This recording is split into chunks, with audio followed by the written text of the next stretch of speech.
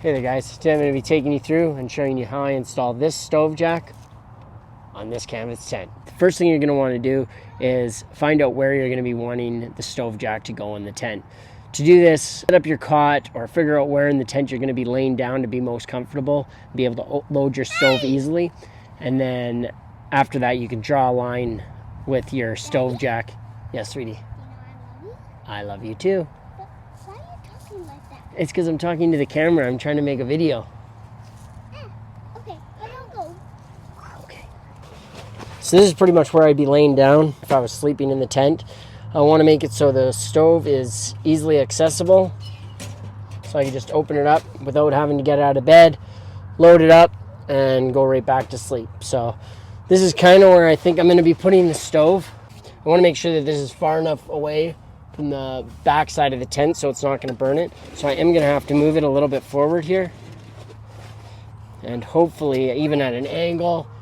So play around with it a little bit, see where in your tent, depending on the tent that you have, play around with it a little bit and see where the best spot to have this stove jack going up so it's not going to be hitting the side of your tent, because you definitely don't want it burning it throughout the night. So if you guys can see, there's where the stove jack is. I'm just using this little pole to kind of measure up to see where I need the stove jack to go, and I kind of just eyeball it to make sure that's straight. Figure I probably want it around right there, so corner to corner will be probably about perfect. Once you've decided where you want your stove jack to go, put her up where you want her, and then draw your lines. Draw your lines around. Then about half an inch in from the initial line you drew around, we're going to draw another line and then sew in our velcro strips. I got these from the dollar store. They're $1.25 for a couple strips. So I'm going to go ahead now, guys, and I'm going to start cutting this out. I'm going to go a little bit on the inside of my line just to make sure that I'm leaving enough meat to fold over, and I'm not going to end up with just a tiny bit of fabric hanging off, because I don't want any of this to fray. So you always want to make sure that you sew in, fold in and sew in what you are cutting out underneath the material, just to make it a little extra stronger. So here we go. So here you're going to want to make sure you cut at least ½ inch on the inside of the inner line. You don't want to cut right on the inner line or too close to it, as I did. You're going to want to make sure that there's at least ½ inch that you can fold into that little box on the inside. And then you're going to want to cut just to the inner line. You don't want to cut to the outside line like I did. And then you'll fold that material in and it'll sew nicely.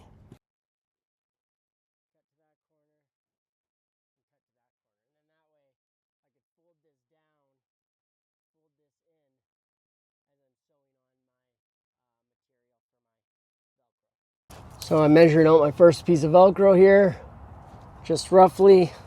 It's about here, so take it, cut it, double check to make sure it fits. So again, you can see that now. All that's folded up.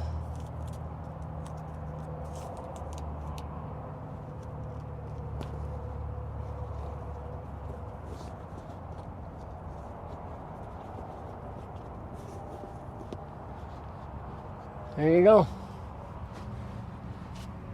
And now I'm just going to go through and cut all my other pieces to length.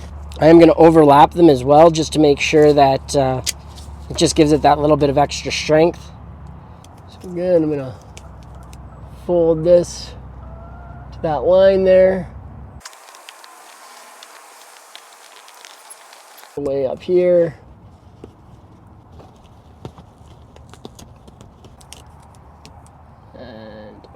Throw that up there. Again, with everything folded over.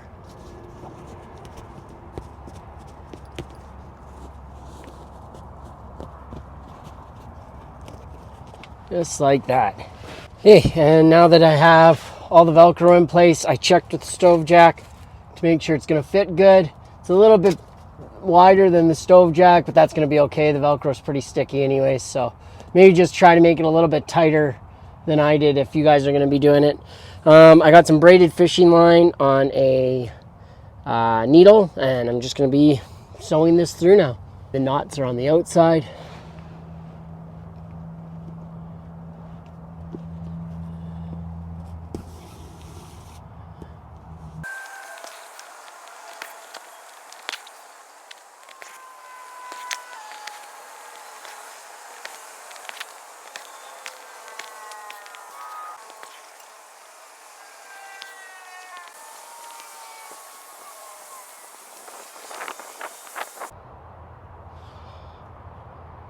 So now that this is all done, I'm just going to use some super glue and super glue these ends a little bit, just so they don't fray. You can see I kind of should have made this a little bit bigger, or a little bit smaller, sorry, on the top part here, but that's okay. It looks a little bit funky, but it's still going to serve its purpose.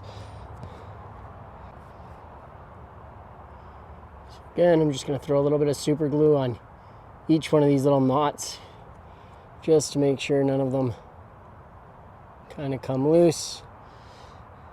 And if they were to come loose, it's okay. I just would have to re-sew it again. So this is a really old tent, so if you're going to be doing this to a new tent or one that you really like, maybe just take your time a little bit more.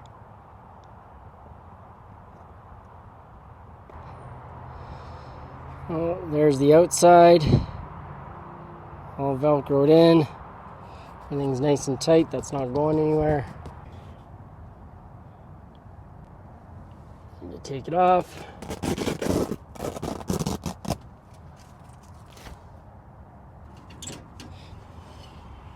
Well, just to try everything out, to make sure everything's working good, I'm going to load her up here.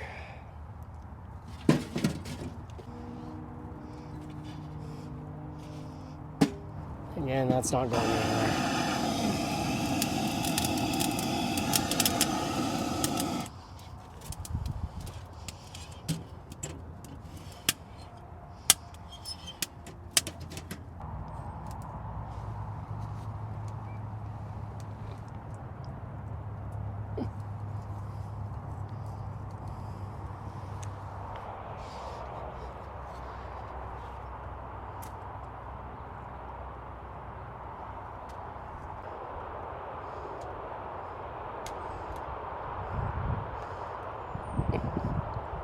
Right there, guys, so that's the do's and don'ts of how to install a stove jack on a canvas tent.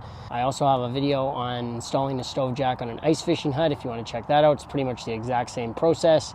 I also have a video on the wood stove I was using. It's Fire Hiking Wood Stove, and I'll leave those both in the description box below. Thanks so much, and if you like this video, like and subscribe, hit that thumbs up button, and we'll see you guys on the next one. Thanks for watching.